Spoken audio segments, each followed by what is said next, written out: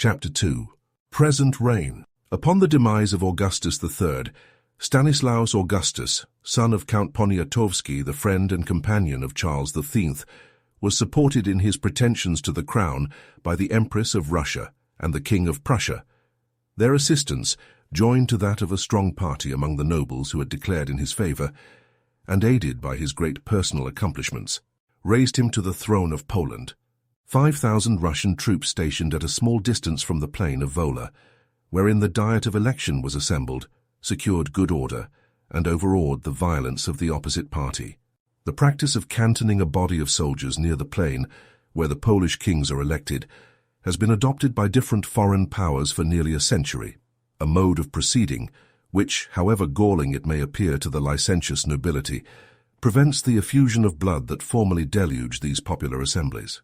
Upon the demise of Augustus III, Stanislaus Augustus, son of Count Poniatowski, the friend and companion of Charles XII, was supported in his pretensions to the crown by the Empress of Russia and the King of Prussia. Their assistance, joined to that of a strong party among the nobles who had declared in his favor, and aided by his great personal accomplishments, raised him to the throne of Poland. 5,000 Russian troops stationed at a small distance from the plain of Wola, wherein the Diet of Election was assembled, secured good order, and overawed the violence of the opposite party. The practice of cantoning a body of soldiers near the plain, where the Polish kings are elected, has been adopted by different foreign powers for nearly a century, a mode of proceeding which, however galling it may appear to the licentious nobility, prevents the effusion of blood that formerly deluged these popular assemblies. Stanislaus was in the 32nd year of his age when he ascended the throne in 1764, and seemed calculated by his virtues and abilities to raise Poland from its deplorable state, if the defects of the constitution had not fettered his exertions for the public good. The fairest hopes were conceived of his future reign, but these flattering presages, at first realized, were soon disappointed by the factions of a turbulent people, fomented by the intrigues of the neighboring powers. Thus, the reign of the most amiable among the Polish sovereigns was doomed to experience the dreadful effects of that excessive liberty, which is inconsistent with the existence of government. The first acts of His Majesty's reign were highly adapted to introduce order and regularity into the interior administration and to rescue his country from her dependence upon foreign powers.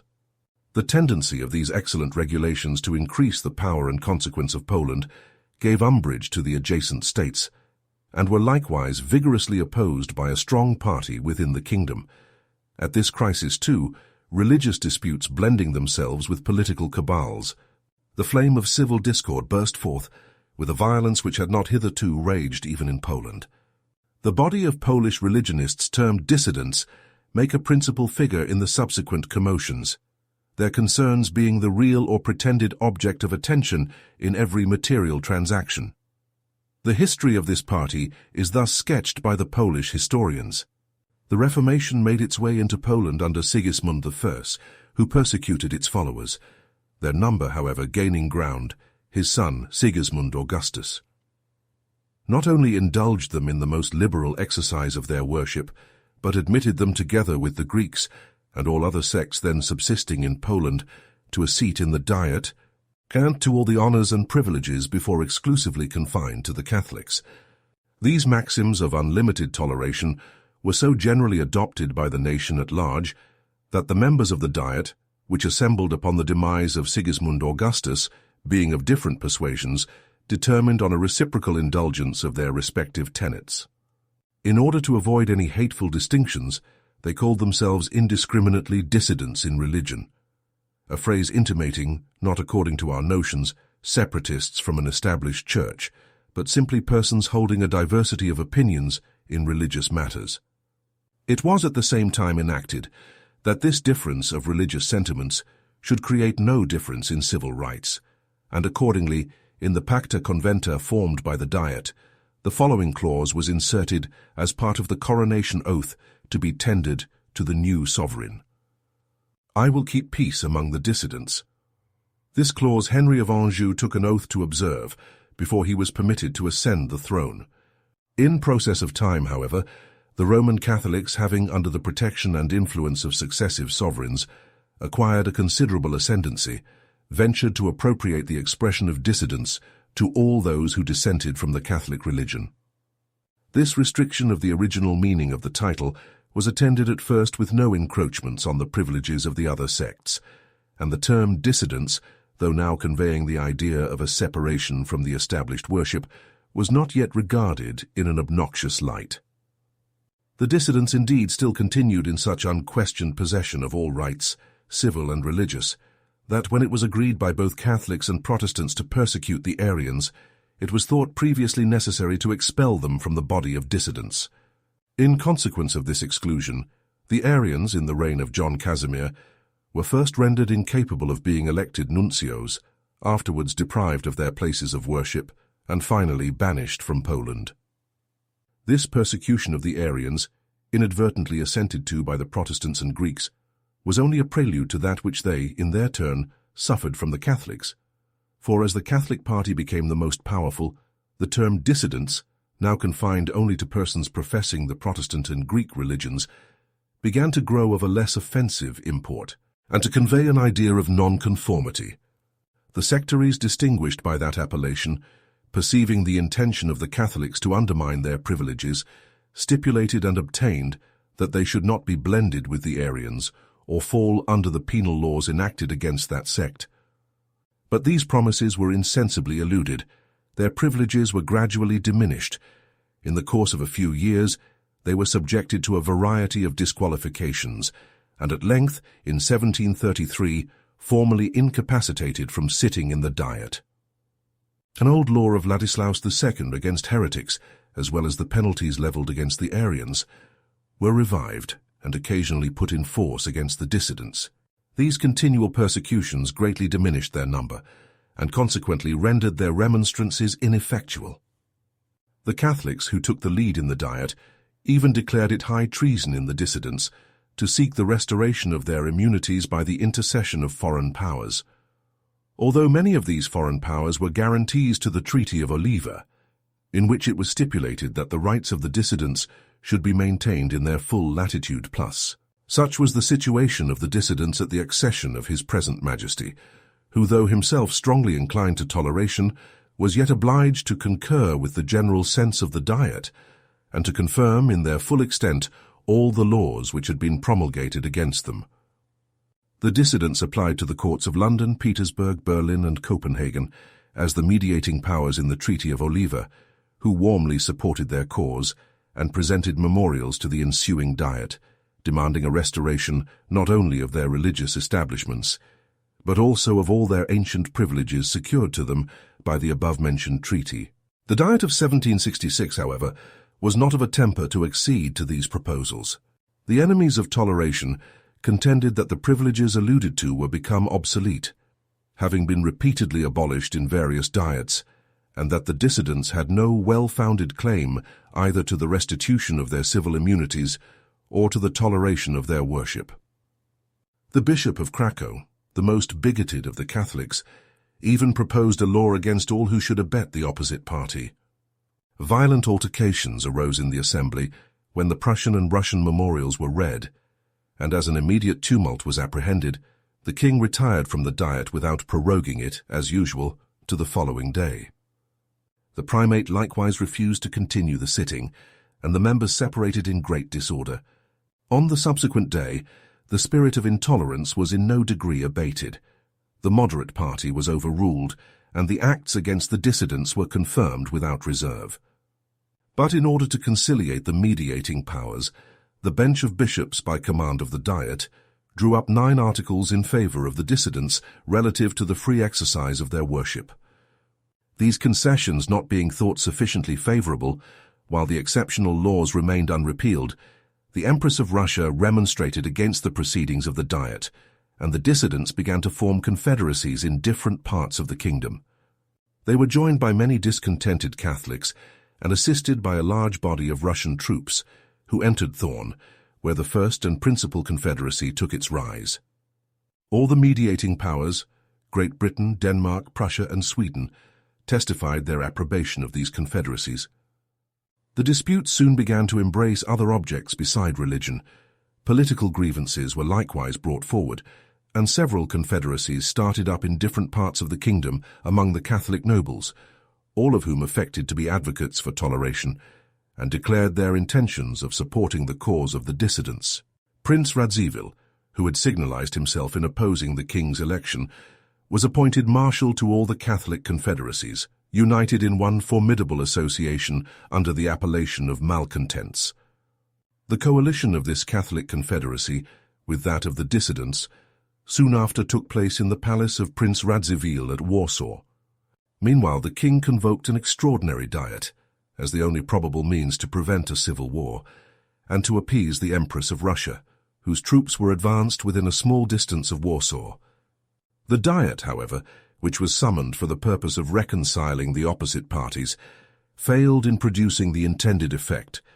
The Bishop of Krakow and his partisans inveighed with such bitterness against the pretensions of the dissidents and against the interference of foreign powers, that he, together with the Bishop of Kiev and a few others, the most violent of their party, were arrested in the night by a corps of Russian troops and sent, without trial, to Russia, where they experienced a rigorous imprisonment.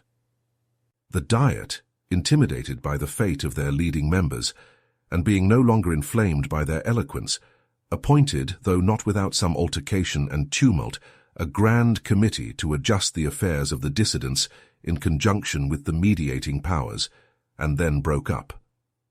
This Grand Committee expressed the most favorable disposition towards the dissidents, and proposed that all the laws enacted against them should be repealed, and their ancient privileges restored. These resolutions being laid before the Extraordinary Diet, which was convened at the beginning of the following year, 1768, were ratified almost without opposition.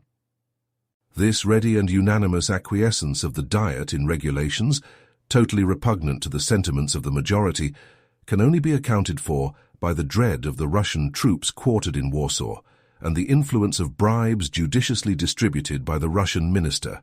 The operation of the same causes rendered the Diet equally compliant in other particulars, and induced them to establish several civil regulations, tending to perpetuate the defects of the Constitution, and which had no other recommendation except their subserviency to the Russian designs upon Poland.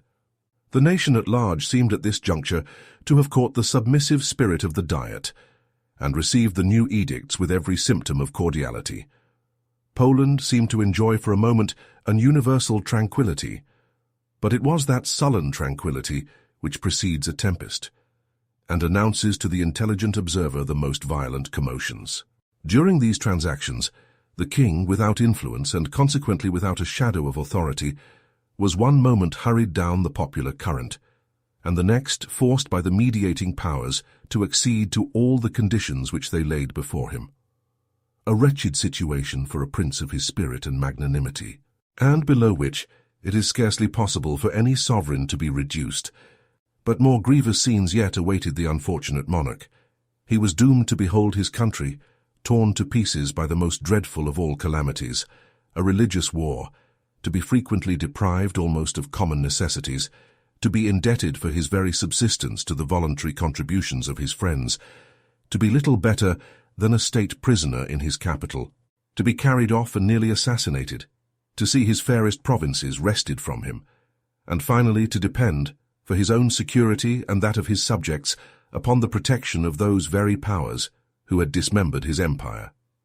The Polish malcontents could certainly allege some very plausible causes of dissatisfaction. The laws passed at the last Diet bore a greater resemblance to the absolute mandates of a Russian viceroy than to the resolutions of a free assembly. The outrage committed upon the Bishop of Krakow and his adherents entirely subverted all liberty of debate, while the authoritative manner in which the mediating powers of Berlin and Petersburg still continued to interfere in the affairs of Poland threatened a more grievous subjection.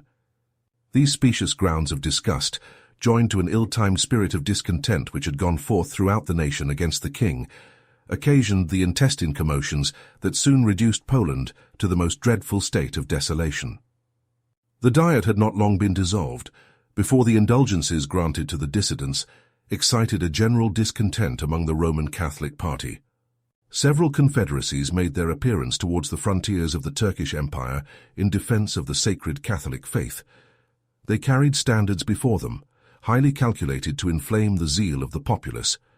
Upon some of these, images of the Virgin Mary and the infant Jesus were delineated, upon others the spread eagle of Poland, with the mottos Conquest or Death for Religion and Liberty. Some banners bore as a device a red cross, under which was inscribed the symbol of victory. The private soldiers of the Confederacy, like the Crusaders of old, wore a cross interwoven in their clothes. One party of these insurgents seized upon the fortress of Bar in Podolia, and another got possession of Krakow. The royal troops who marched against them were either routed or prevailed upon to join them. In this dreadful crisis of affairs, the Senate petitioned the ambassador from the court of Petersburg not to withdraw the Russian troops from the kingdom, as they afforded the only security against the Confederates. The request was readily complied with, and Poland became a scene of bloodshed and devastation. In the various conflicts between the two parties, the superiority of Russian discipline generally prevailed. The Confederates, however, at first secretly encouraged by the House of Austria, assisted by the Turks and supplied with money and officers by the French, were able to prolong hostilities from the dissolution of the Diet in 1768 to the division of Poland in 1772. To enter into a detailed account of military operations falls outside the scope of this work. From the various acts of cruelty and revenge which distinguish and disgrace this part of Polish history, I shall select only one event too remarkable to be omitted: the attempt made by the Confederates to assassinate the king. The following circumstantial account of this singular occurrence was communicated to me by my ingenious friend, Nathaniel Raxall, Esq., whose name is well known in the literary world. During his residence at Warsaw, he obtained the most authentic information regarding such an interesting transaction. As he has obligingly permitted me to enrich my work with this narration, I am happy to present it to the reader in his own words.